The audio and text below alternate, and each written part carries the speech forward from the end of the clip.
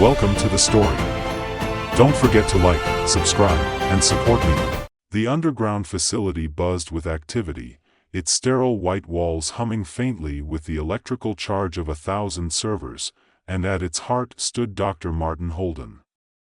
He adjusted his glasses, squinting at the fluctuating data on the massive monitor before him. The numbers were dancing in ways they shouldn't, and that usually meant two things: brilliance or disaster. He wasn't sure which yet. "Martin, we're hitting thresholds we've never seen," said Emily, her voice crackling with nervous energy as she typed away at her station, her fingers flying over the keys. She was the best engineer Martin had ever worked with, though right now, even she was looking overwhelmed. The particle collider's energy output, it's off the charts. Martin glanced at the far end of the laboratory, where Alan Torres stood with arms crossed, his brow furrowed. Alan had always been the skeptic, the one who warned against pushing the limits too far. And, of course, he was right to be cautious. Quantum physics wasn't exactly forgiving when you miscalculated. "Alan, any thoughts?" Martin asked, half expecting a lecture about safety protocols and the dangers of tampering with the fabric of the universe. "We need to shut it down," Alan said flatly. "We're approaching the point of no return. This is the kind of thing that leads to Nobel Prizes, or black holes." Martin suppressed a grin. It was classic Alan, but there was something in the air tonight. Martin could feel it. They were on the edge of something spectacular. His heart raced, the same rush he'd felt back when he first began his career, before the responsibilities of managing a team and the weight of the world's expectations settled on his shoulders. "Let's give it one more minute," Martin replied, holding up a hand before Alan could protest. "Emily, keep an eye on the energy spikes. We can stabilize this." Emily's eyes darted back and forth across the screen. "Martin, we're not stabilizing. We're creating something. There's a tear in the quantum field." Martin froze. "A tear? How big?" "Localized, for now. But it's growing." The hum in the air shifted, turning into a low, unsettling vibration. Martin felt it in his bones before he saw it, a thin, shimmering line of light appearing in the air at the center of the collider chamber, hovering like an ethereal scar. The air around it seemed to warp, bending light, time, and space. "We need to shut it down now," Alan shouted, moving toward the emergency switch. "Wait." Martin held up his hand. His eyes were fixed on the rift, unable to look away. It was beautiful and terrifying all at once. This could be it, Alan. This could be the breakthrough we've been searching for. A window into parallel universes. Alan hesitated, his hand hovering above the emergency switch. The room seemed to hold its breath. "Martin, if that thing expands, we could lose everything. Including ourselves." But Martin couldn't pull himself away. He stepped closer, the shimmering light casting strange shadows across his face. He could see something, feel something, on the other side of the rift. It was like a pull, a connection, as if the rift were calling to him.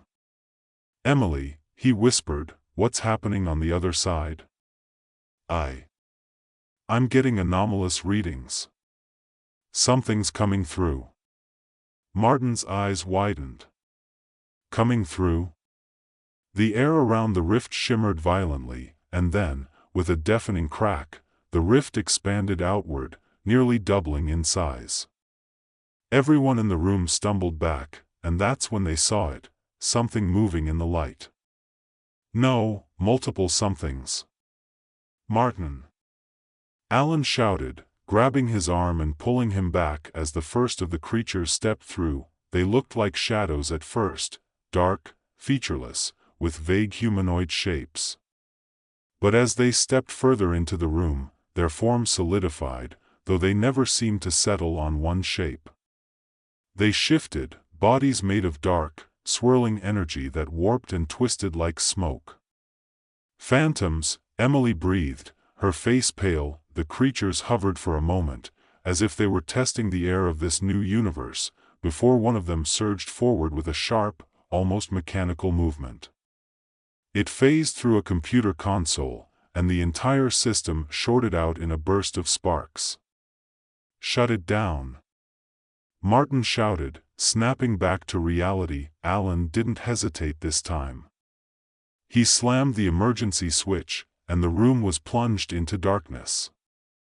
The only light came from the rift, still open, still pulsing with energy, and the phantoms, whose bodies now glowed faintly as they moved through the lab, exploring, searching. Martin's heart pounded. This wasn't how it was supposed to go. The rift should have been stable. They were supposed to observe, not, whatever this was. His mind raced through 1,000 possibilities, 1,000 equations, trying to make sense of it all. "We need to contain this," Alan said, his voice tight with fear. "If that rift expands any more, we're going to be dealing with a full-scale invasion from wherever the hell these things are from." Martin nodded, trying to think. His first instinct was to close the rift, to stop it before more of the phantoms could come through. But there was a part of him, the scientist in him, that couldn't help but wonder. These creatures, these phantoms, they were from a parallel universe. They were living proof of everything he had theorized for years. Could he really just close the door on that discovery? "Martin," Emily whispered, her eyes wide. "Look." He followed her gaze back to the rift. The creatures weren't just exploring anymore. They were growing, expanding. Their dark forms were seeping into the air, distorting reality around them. The rift pulsed again, and with it, the entire room seemed to shudder. "We have to stop this," Alan said, stepping forward. "Now." Martin nodded slowly, his heart heavy with the weight of what he was about to do. This wasn't just about discovery anymore. It was about survival. He stepped toward the main control panel, his fingers hovering over the buttons that would reverse the flow of energy, collapsing the rift. "Wait," Emily said, grabbing his arm. "Look at them. They're not attacking us. They're reacting." Martin frowned, studying the creatures more closely. She was right. The phantoms weren't behaving like invaders. They were moving with purpose, but it wasn't aggressive.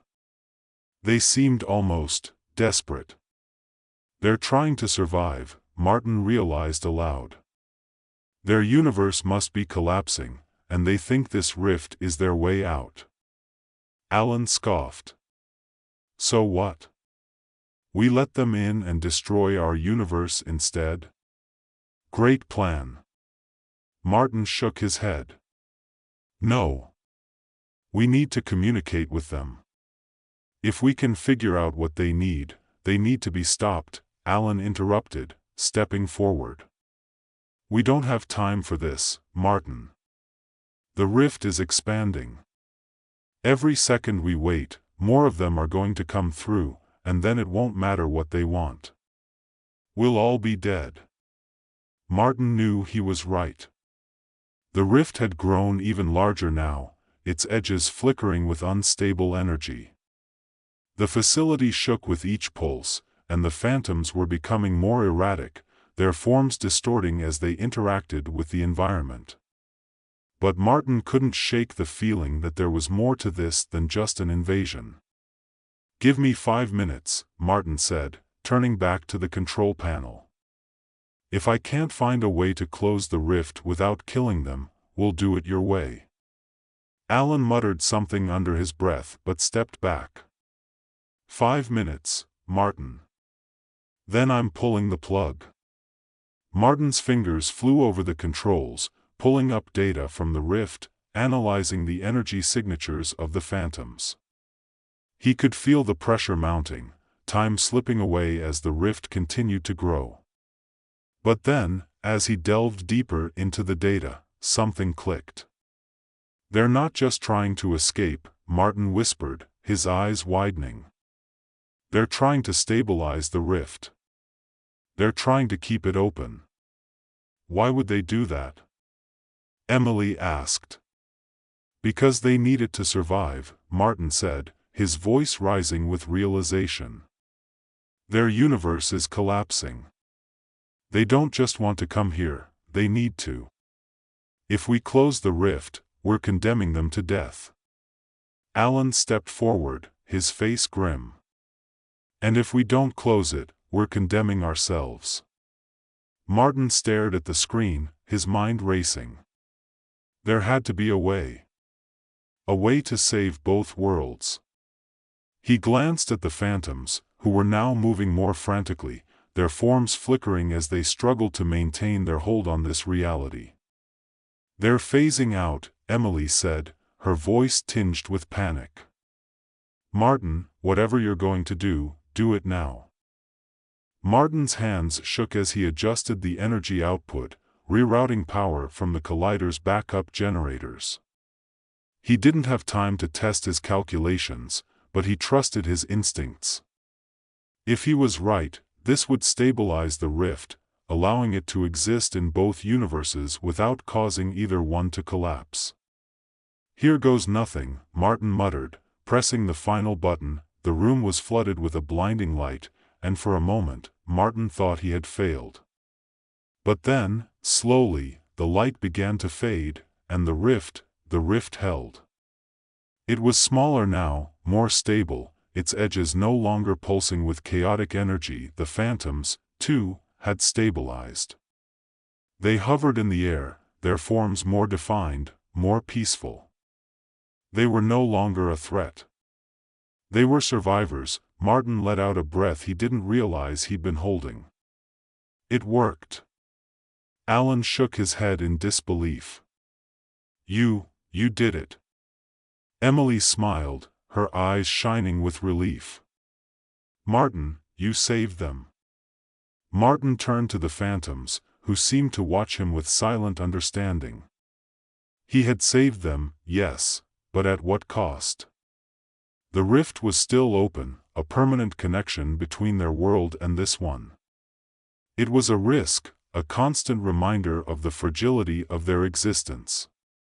But for now, it was a risk he was willing to take. Martin stared at the phantoms, their once erratic forms now calm, hovering silently in the air like dark specters. The rift, no longer pulsing with chaotic energy, hummed quietly behind them, a thin, glowing seam in the fabric of space-time. For a moment, there was a strange peace in the room, as though the universe itself had exhaled in relief. But Martin knew this peace was fragile. Alan stepped up beside him, still visibly tense. "So, what now?" he asked, his voice low but filled with the same mixture of awe and disbelief that Martin felt. "I stabilized the rift," Martin replied, his eyes still on the phantoms. "But that doesn't mean the danger's over. The connection between our world and theirs is still open. We're in uncharted territory now. Any wrong move could disrupt the balance." Alan looked at the glowing seam in the air and shook his head. "You should have closed it. You still can." Martin understood Alan's fear. The idea of a permanent link to another universe, one that humanity barely understood, was enough to keep any rational mind up at night. But Martin's instincts told him that closing the rift was not the answer, not yet. There was too much they still didn't know, and shutting the door on it might have unintended consequences. "We can't just close it," Martin said, turning away from the rift and moving toward the control panel. Not now. We need to learn more. The phantoms aren't attacking us, Alan. They're not our enemies. Their world is collapsing, and we might be their only hope for survival. Alan's jaw clenched. And what about us? What happens when more of them come through? Or worse, what happens if their collapse affects our universe? We've already seen how unstable this rift is. You're betting everything on the hope that this won't end badly. Martin didn't respond immediately. He understood Alan's concerns, hell, he shared them. But he couldn't shake the feeling that this discovery was bigger than any of them could comprehend. They had just made contact with a parallel universe, with beings who existed outside the known laws of physics. This wasn't just an experiment gone wrong, it was a revelation. Emily approached, her face pale but determined. Martin, I think we need to understand what the phantoms want, she said quietly. They stabilized when you adjusted the rift's energy. Maybe they were trying to communicate, but we weren't listening. Martin nodded, grateful for her support. Exactly. I think we've been looking at this the wrong way. We assumed they were a threat, but maybe they're just trying to survive. If we can communicate with them, we might be able to figure out how to help them, and protect ourselves in the process. Alan crossed his arms, clearly unconvinced. And how do you plan to communicate with beings made of, what, energy? Vibration? We don't even know what they are, Martin. I don't know, Martin admitted, his mind already racing through possibilities. But we have to try. The rift is stable for now, but that could change. If we close it without understanding what's on the other side, we risk doing more harm than good. Alan sighed, rubbing his temples. Fine. But if this goes south, I'm pulling the plug myself. Martin didn't argue. He knew Alan was right to be cautious, but something deep inside him insisted that this was the right path. The phantoms, whatever they were, weren't mindless creatures. They had purpose. If they could figure out how to stabilize the rift, then maybe there was a way to communicate with them. Let's run a full scan on the phantoms, Martin said, moving to Emily's workstation. I want to know everything we can about their energy patterns, their movement, everything. Emily nodded and immediately got to work, her fingers flying over the keyboard. I'm picking up some weird fluctuations in their energy signatures, she muttered. It's almost like they're emitting signals, but they're out of sync with our reality. Maybe that's it, Martin said, a sudden idea sparking in his mind.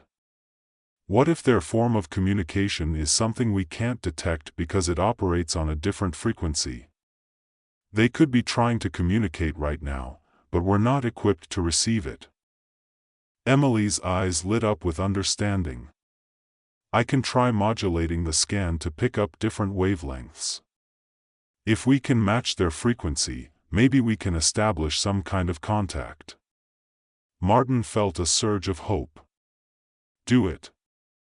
As Emily worked, the room grew quieter, the soft hum of the rift the only sound besides the tapping of her keys.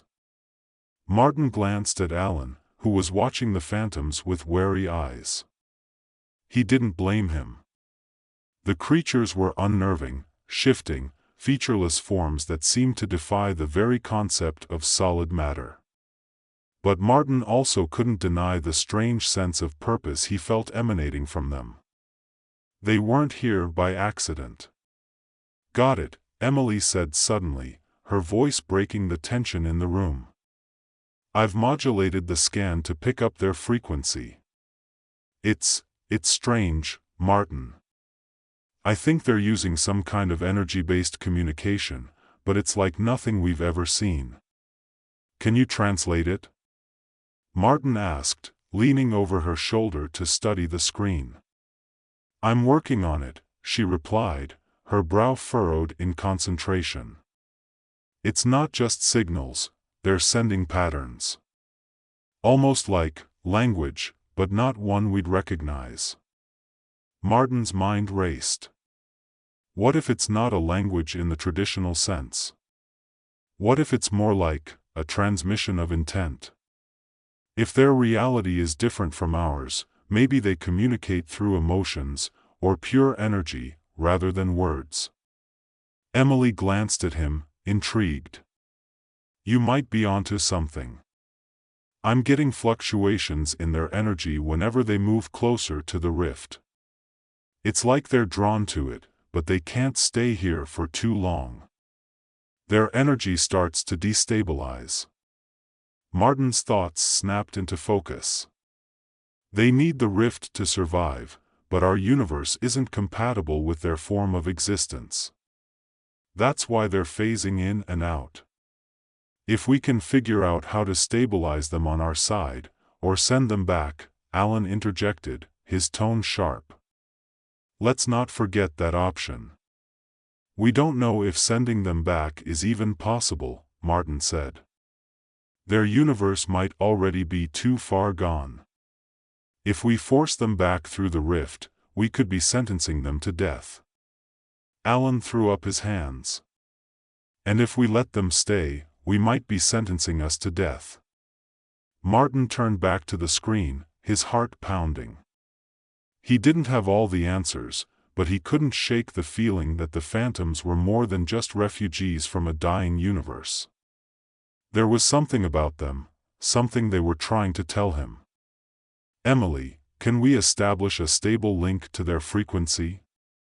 Martin asked, his voice steady despite the chaos in his mind. I think so, she said, her fingers flying over the keyboard. But we'll need to be careful. If we push too much energy through the rift, it could destabilize again. Do it, Martin said. Let's see if we can communicate. The air in the room seemed to thrum with tension as Emily activated the link. The phantoms paused, their forms flickering for a moment, and then, suddenly, the room was filled with a low, vibrating hum. It wasn't sound in the traditional sense, but Martin felt it deep in his chest, like a resonance that shook him to his core. They're responding, Emily whispered, her eyes wide. Martin felt the vibration grow stronger, more focused, and then, like a sudden burst of clarity, he understood. It wasn't words, but it was communication. The phantoms weren't just mindless energy, they had purpose, intent. And in that moment, Martin realized what they had been trying to tell him all along. They're not trying to invade, Martin said, his voice filled with awe. They're trying to help us. Alan frowned. Help us? How? Their universe is collapsing, yes, Martin explained, his mind racing. But they've been through this before. They know what's happening to them, and they know it's going to happen to us if we don't close the rift properly. Properly? Alan echoed, his voice tight. You mean there's more to it than just shutting it down? Martin nodded. The rift isn't just a tear in space-time. It's a connection, a bridge between two realities. If we close it the wrong way, we could cause both universes to collapse. So what's the right way? Emily asked, her voice laced with urgency. Martin turned to the phantoms, their forms now more stable, more defined.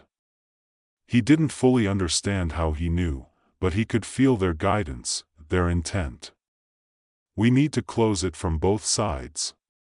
Simultaneously. If we coordinate the energy release, we can seal the rift without causing a collapse. Alan shook his head. That's insane. You're talking about timing an energy release across two different universes. How do you even? We have to try, Martin said firmly. If we don't, both worlds are doomed.